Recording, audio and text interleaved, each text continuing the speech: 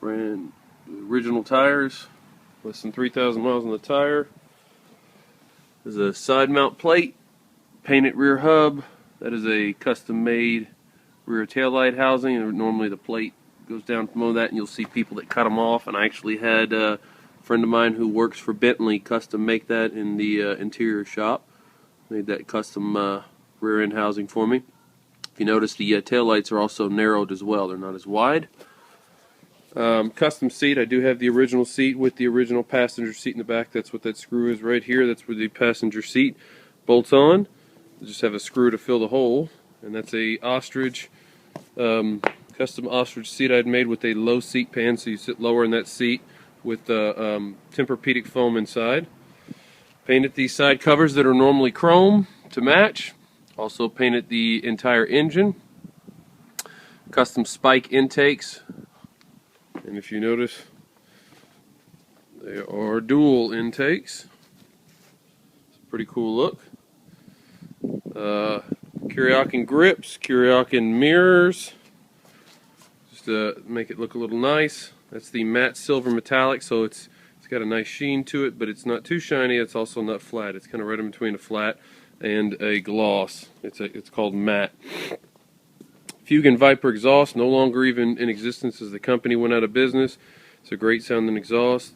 Custom Ford controls. I had these made by a machine shop in town, and they are a lot cleaner and smaller than the big bulky ones that you can buy for $800 or $900. Also had them painted black, powder coated black, I'm sorry, to match.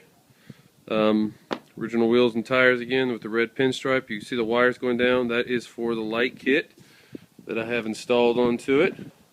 It'll be hard to see here. Here's the switch mounted right here. Probably be hard to see in the daytime. Well, you can see it pretty good. It is front wheel, rear wheel, undercarriage, and motor lights, and it looks pretty good at night going down the road. It's very visible and very safe because of the visibility. I'm sure there's some other things I'm forgetting. It does have a PVC programmer on it, Dynajet PVC programmer. For the intake and exhaust that has been custom tuned by Honda here in town in Allen. And go ahead and fire it up.